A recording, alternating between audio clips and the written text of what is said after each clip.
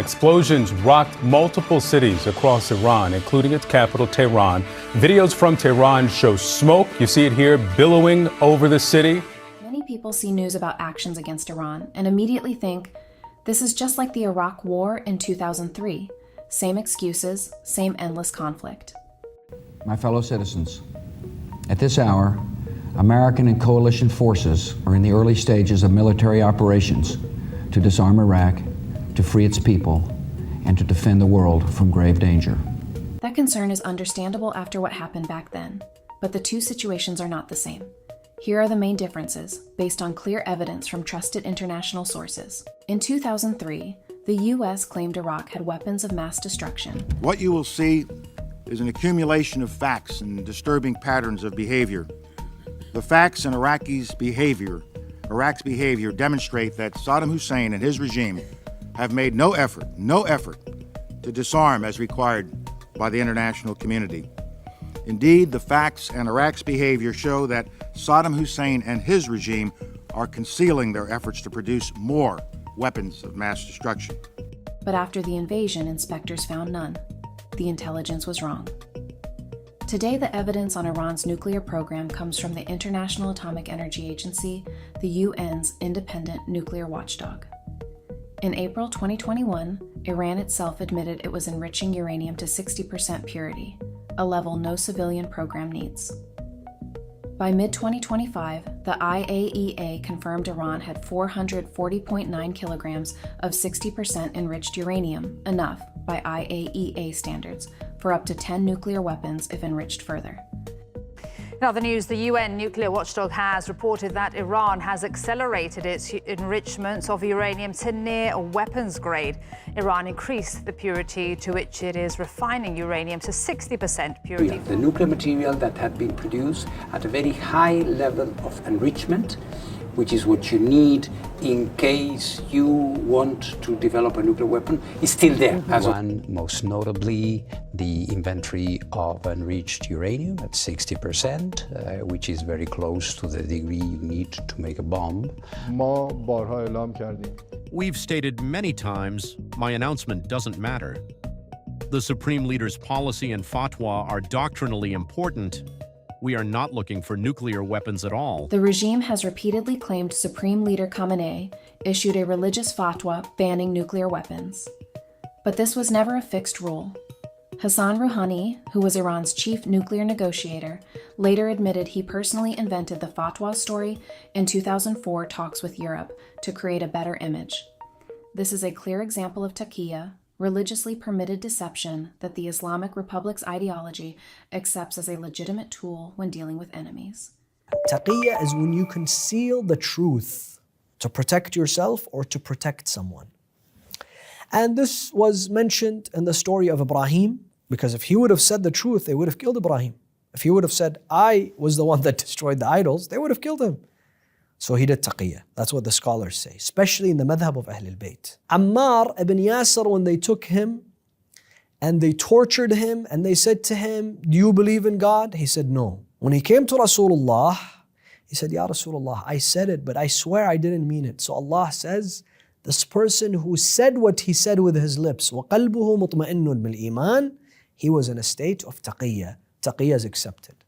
And our imams, the imams of Ahlul Bayt, have said taqiyya is a must in such circumstances.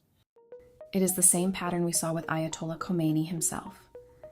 In Paris in late 1978, he told Western reporters again and again that he had no interest in power, that he would return to Qom and live as a simple religious leader. I would not have any position in the future government as such, being the president or a prime minister. And my job is not to be as such. I will be some sort of supervising their activities. I will give them guidance. And if I see some deviation or some mistake, I will remind them how to correct it, give the general guidance. You would be, in effect, the strong man of Iran. به این ترتیب شما مرد قوی ایران خواهید بود. اینطور فرض کنید. You may assume so.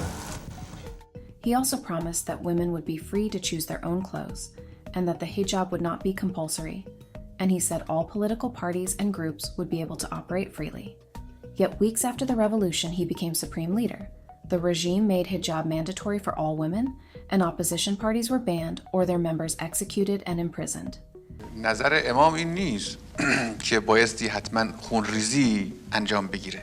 If a people are faced by an enemy who is an aggressor, they must stand against that aggressor to the end, even if it means bloodshed. Who is your worst enemy, Mr. President? دشمن اصلی ایران کیست؟ آمریکا. America.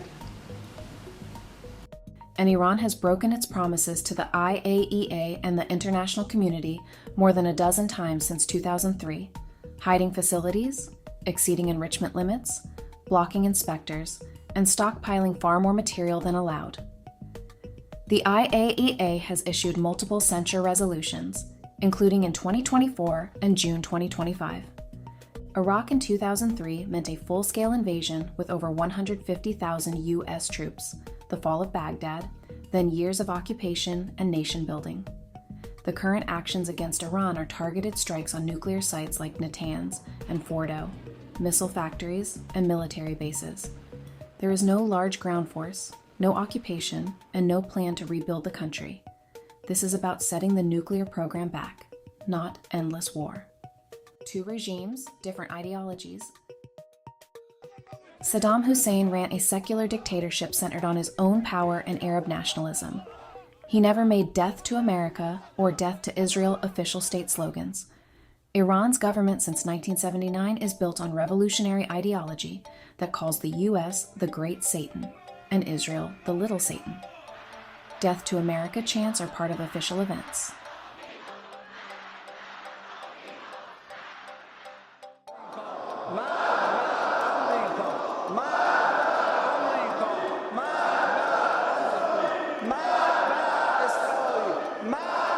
It has exported its ideas through Hezbollah, the Houthis, and other groups.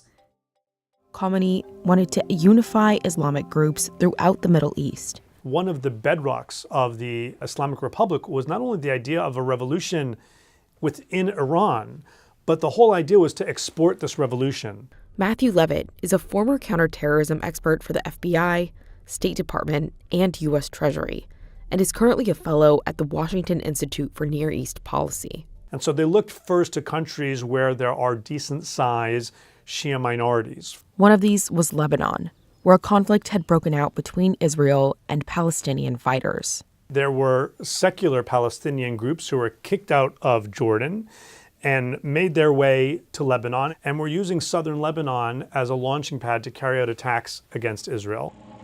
Iran provided intelligence. It provided more arms. It provided funds. By 1982, Iran is sending people across Iraq and Syria to the Bekaa Valley, and they're establishing in a barracks there a training place in Lebanon. And as resources poured in, these Shiite factions became more organized. Originally, the idea was really just to create an umbrella for these groups, but really it ended up becoming a much more structured, hierarchical organization. The idea, as is made very, very clear in the open letter, that this new group, Hezbollah, takes direction from, pledges fealty to Iran, sees the supreme leader of Iran as their leader and the mouthpiece of God on earth.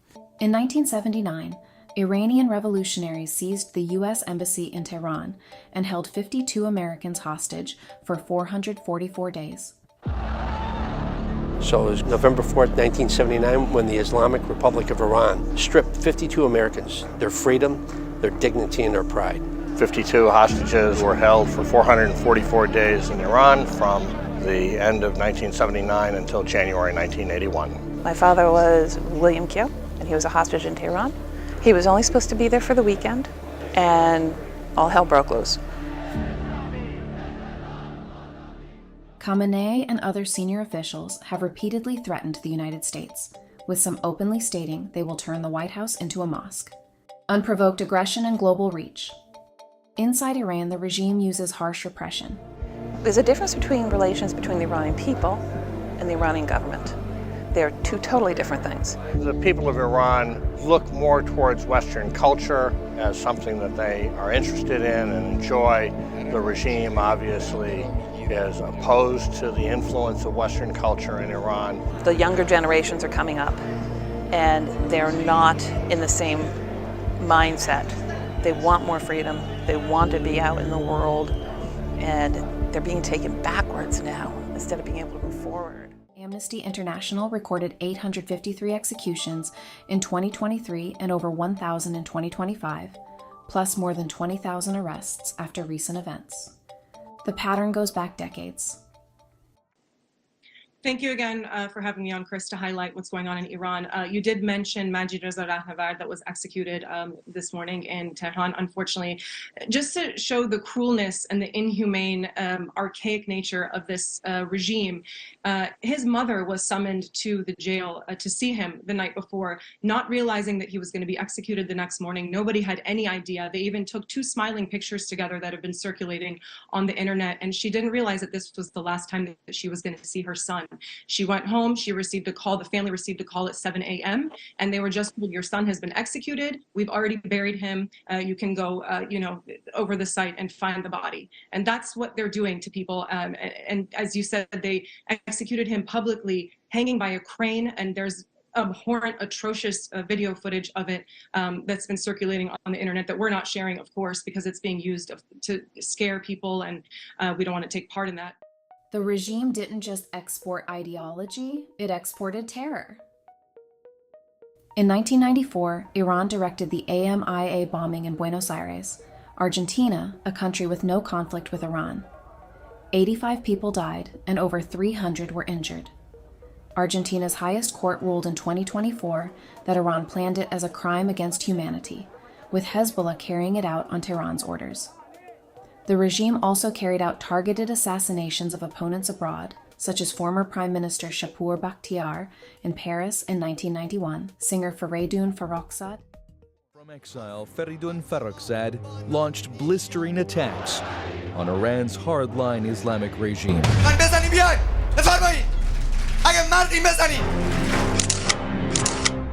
Nearly 3 decades after his grisly murder in Germany. The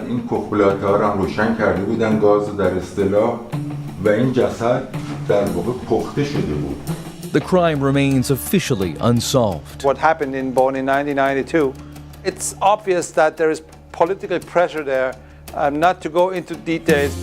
But an RFERL investigation has uncovered documents that point to Iran's intelligence service. And a former Iranian spy reveals a possible suspect.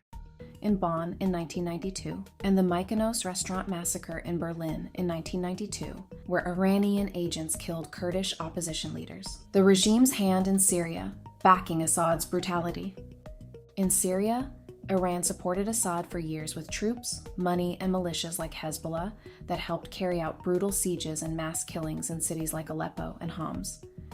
These tactics, starvation blockades, indiscriminate bombing of civilians, and attacks on hospitals were described by Amnesty International and the UN as possible war crimes and crimes against humanity, leading to thousands of civilian deaths.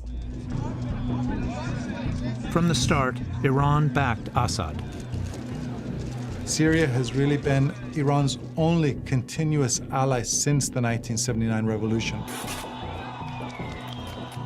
And when the uprisings began, the Iranian regime was determined to do all in their power, both financially and militarily, to prevent the Assad regime from collapsing. Once the violence began, Iran sent in money, weapons, and military advisors from the IRGC to help Assad crush the protests. To Syria, violence and protest, will the government there buckle?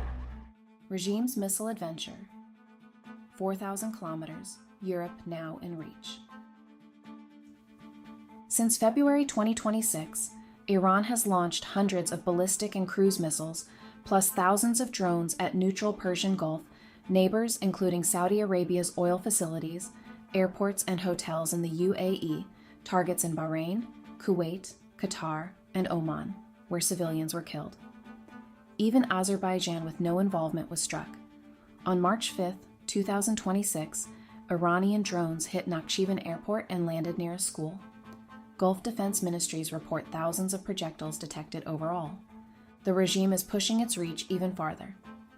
In March 2026, Iran launched 2 intermediate-range ballistic missiles toward the remote Diego Garcia base in the Indian Ocean, over 4,000 kilometers away. Neither missile hit, one failed mid-flight, one was intercepted. But the attempt showed missile capabilities well beyond Iran's stated 2,000-kilometer limit. Analysts say this puts major European cities like Paris, Berlin, and Rome within potential range. With the IRGC controlling missile programs, their continued power makes such long-distance threats more dangerous and harder to deter. And now we know their space program has produced a missile that can go 2,500 miles. So what does that mean? Let's take a look. 2,500 miles, it's the lighter lavender color. First off, what is now in target? I don't think they're going to be targeting Moscow, but it's now targeted. Obviously, all these states are going to be targeted and have been targeted. Now let's expand it a little. Look what goes 1,811 miles, 1,864 miles. You got the capitals of Rome, Munich, Paris, of Italy, Germany, and France. Suddenly they are paying attention, I imagine. Maybe it is their fight. And, of course, in London, where they've decided to just let their military wither. And then we have Oslo and Berlin. Besides that, I think every NATO capital is now under watch. No longer speculation. You can't say America's making it up, because we just watched 2 missiles go 2,500 miles. The first one went the length, knocked down. The other one failed, but was heading that direction. What else can I tell you? How about what the rocket looks like? I'm pretty sure this is not going to bring any astronauts to the moon, but this is what the rocket looks like that goes that far and that long. We know they've made great progress with drones. Now we know they made great progress with missiles. Regime versus revolution, Iran's internal fight. And the country faces real opposition at home. Millions of Iranians have protested, nightly chanting, Javed Shah, long live the king, despite deadly crackdowns, while huge diaspora rallies have taken place around the world. Huge crowds flooding the streets, blocking highways, chanting for change. Mass defiance from Iranians yearning for an end to their country's authoritarian regime. But the fight isn't just in Tehran, it's global. When Reza Pahlavi called for the Global Day of Action on February 14th, Iranians abroad answered, Munich, Toronto, LA, everywhere. People rallied in Munich as world leaders gathered in the city for the Munich Security Conference. The demonstrators are angry at the deadly repression of protests in Iran in January, in which thousands of people were reported killed. 350,000. That's how many people police estimate filled the streets of North York to fight for regime change in Iran. Los Angeles is home to the largest Iranian community outside of Iran. On Saturday, thousands poured into the streets of downtown for the Global Day of Action, showing support for protesters inside Iran and calling on the international community to back up that solidarity with real action. The transition plan, Reza Pahlavi's roadmap to free elections. Exiled Crown Prince Reza Pahlavi has emerged as a unifying figure with a clear transitional plan, the Iran Prosperity Project, to prevent chaos after the regime falls.